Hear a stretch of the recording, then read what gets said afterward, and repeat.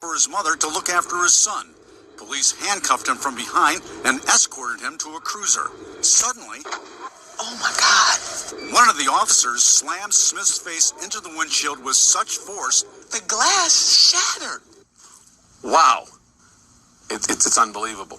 Smith's lawyer is suing Lorain police for excessive force. It's sad. It's frightening. The head of the Cleveland NAACP couldn't believe what he was seeing. Let's slow it down. The biggest thugs are wearing blue uniforms. And nobody flinches. That is, not one officer thought that was abnormal. Not so fast, says Police Chief Sel Rivera. After we tried 4 times to question him, he released a statement saying the short video could be misunderstood. I would caution observers to not rush to judgment relative to the actions of police. Rivera called Smith a violent drug trafficker, but our check of court records found that Smith has no felony convictions for violent crimes. He's been convicted of drug offenses and possessing a firearm. In the case caught on camera, one officer believes Smith swallowed heroin or coke. Police only found Excedrin. Lorain police have a reputation of allowing minimal circumstances to escalate. In 2012, the Justice Department completed its investigation into Lorain police on allegations of excessive force and sexual misconduct. Multiple recommendations were issued. Oh my God! Smith's civil rights lawsuit against police alleges that one officer got in the back of a police cruiser and began taunting and insulting Smith, who was bleeding. Somebody should be fired and somebody should be in jail.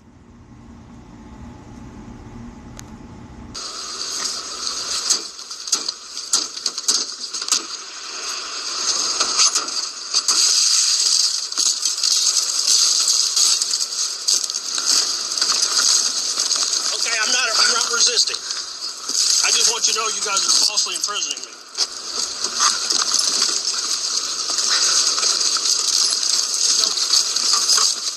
Get out! Get on the ground! Get on the ground! Get on the ground!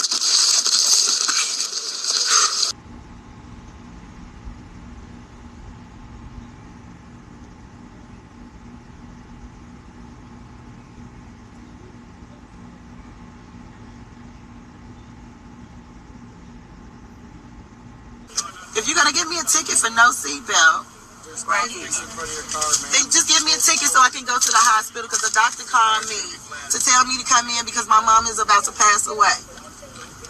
All right. So I guess he's looking for his information in his book bag. When he digs in his book bag, they pulls a gun out.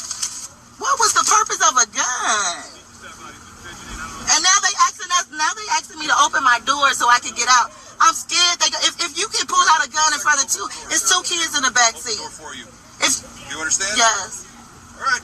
No, don't mess now they're about to mess I'm not the operator. Now they about to mess my window. If you do that, all right. I'm not the operation in this deal. Are you gonna open the door? Whether you say somebody's not gonna hurt you, people are getting shot by the police.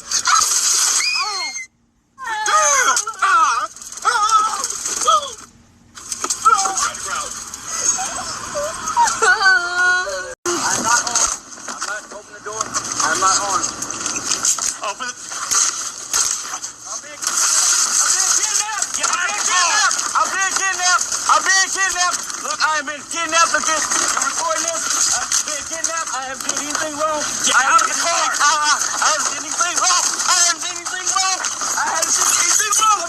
I got him. Oh, he's beating me. Oh, stop resisting.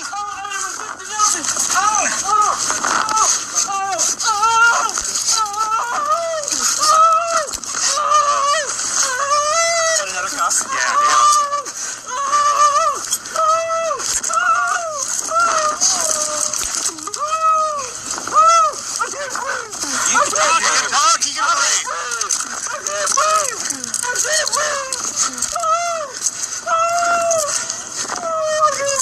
Police officer and an African-American driver from Michigan expected to sit down to discuss what unfolded during a recent traffic stop. The driver, John Felton, started recording when he noticed a police car following him.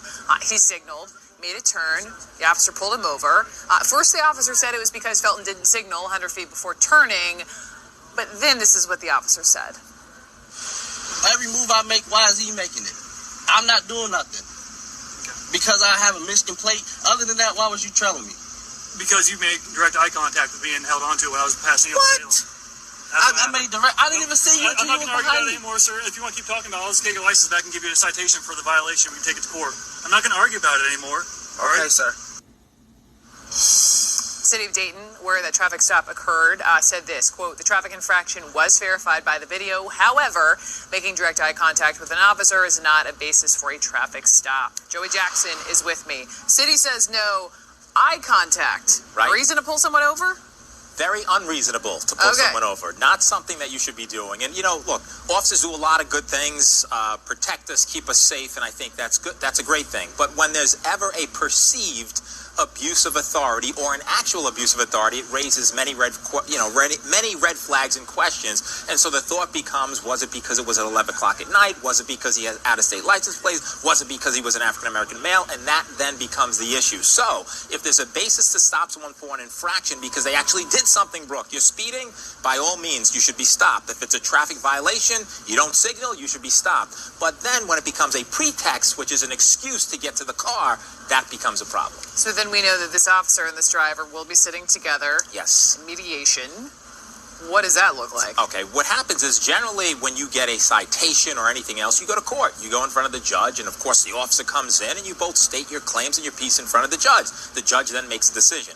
Mediation is an alternative to that, wherein it's not so much court, it's a neutral party who's there. They have a joint session between both parties. Then they'll go into a session with each of the parties and say, look, officer, did he really deserve the ticket? Well, maybe not really. Then they'll go to the actual person who got the ticket. If we drop the ticket, would that be okay? If you paid a small fine, would that be okay? And they try to resolve it in the absence of court in an amicable and reasonable way so that both parties are happy. And that's what this looks like it's heading to. Should it have happened in the beginning? That's a separate question.